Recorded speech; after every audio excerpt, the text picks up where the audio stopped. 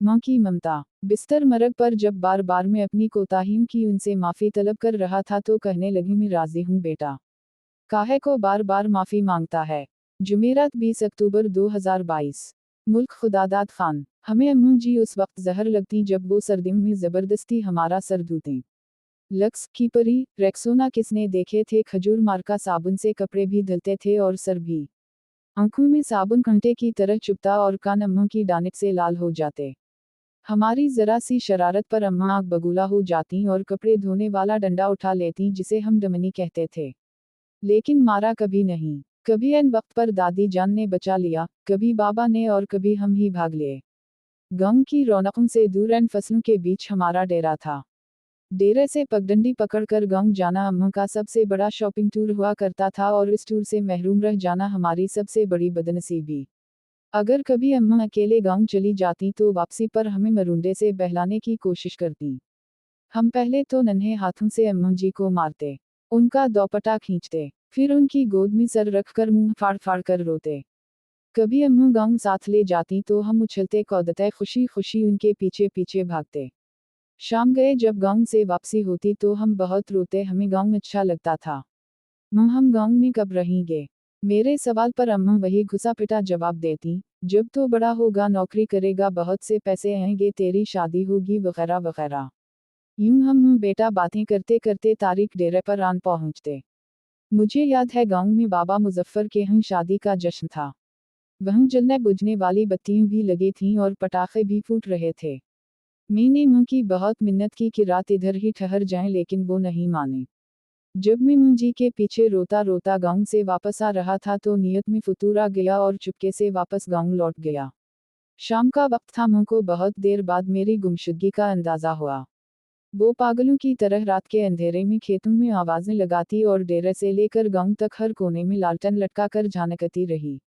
रात गए जब मैं शादी वाले घर से बाजियब हुआ तो वो शर्मी की तरह मुझ पर हमला आवर हुई। इस रात अगर गांव की औरतें मुझे ना बचाती तो अम्मा मुझे मार ही डालती। एक बार अब्बू जी अपने पैर साहब को मिलने सरगोधा गए हुए थे, मैं इस वक्त 6-7 साल का था। मुझे शदीद बुखार हो गया। अम्मा जी ने मुझे गर्म चादर में लपेटकर कंधे पर उठाया और खेतों से गुजरती 3 किलोमीटर दूर गांव के अड्डे पर डॉक्टर को दिखाने ले गईं। वापसी पर एक खाले को फलांगते हुए वो खेत में गिर गई लेकिन मुझे बचा लिया। इन्हें शायद घुटने पर चोट आई, उनके मुंह से मेरे लिए हसबी अल्लाह निकला। ये वाकया मेरी जिंदगी की सबसे पुरानी याददाश्तों में से एक है। यकीना वो बड़ी हिम्मत वाली खातून थीं और आखिरी सांस तक मेहनत मशक्कत की चुकी पैसती रहीं। फिर जाने कब मैं बड़ा हो गया और अम्मा से बहुत दूर चला गया। साल भर बाद जब घर आता तो मुंह गले लगाकर खूब रोती लेकिन मैं सबके सामने हंसता रहता। फिर रात को जब सब सो जाते तो चुपके से मुंह के साथ जाकर लेट जाता और इसकी चादर में मुंह छुपाकर खूब रोता। माँ खेत में चारा काटती और बहुत भारी पिंड सर पर उठाकर टोके के सामने आन फेंकती। कभी कभी खुद ही टोके में चारा डालती और खुद ही टोका चलाती। जब मैं घर होता तो मकदूर भर उनका हाथ बटाता। जब मैं टोका चलाते चलाते थक जाता तो वो सरगोशी में पूछती, बात करूं तुम्हारी फलां घर में। वो जानती थी कि मैं पैदाइशी आशिक हूं और ऐसी बातों से मेरी बैटरी फुल चार्ज हो जाती है। फिर हमने गांव में घर बना लिया और उन्होंने अपनी पसंद से मेरी शादी कर दी। मैं फैमिली लेकर शहर चला आया और उन्होंने गांव में अपनी अलग दुनिया बसा ली। वो मेरे पहले बेटे की पैदाइश पर शहर भी आए। मैंने इन्हें समंदर की सैर भी कराई। क्लिफ्टन के साहिल पर चाय पीते हुए इन्होंने कहा, इस समंदर से तो हमारे डेरे का छप्पर ज्यादा खूबसूरत लगता है। माँ बीमार हुई तो मैं छुट्टी पर ही था, इन्हें कई दिन तक बसकू पान खिलाकर समझाता रहा कि मामूली पीठ का दर्द है, जल्द इफाका हो जाएगा। फिर दर्द बढ़ा तो शहर के बड़े अस्पताल ले गए जहां डॉक्टर ने बताया कि जिगर का कैंसर आखिरी स्टेज पर है। खून की फौरी ज़रूरत महसूस हुई तो मैं खुद ब्लड बैंक बेड पर जा लेटा। माँ को पता चला तो उसने दिख से देखकर इतना कहा, क्यों दिया खून खरीद लाता कहीं से पागल कहीं का। मैं बमुश्किल इतना कह सका, अम्मू खून की चंद बूंदों से तो वो कर्ज भी अदा नहीं हो सकता जो आप मुझे उठाकर गांव डॉक्टर के पास लेकर गई थीं और वापसी पर खाला फलांगते हुए गिर गई थीं।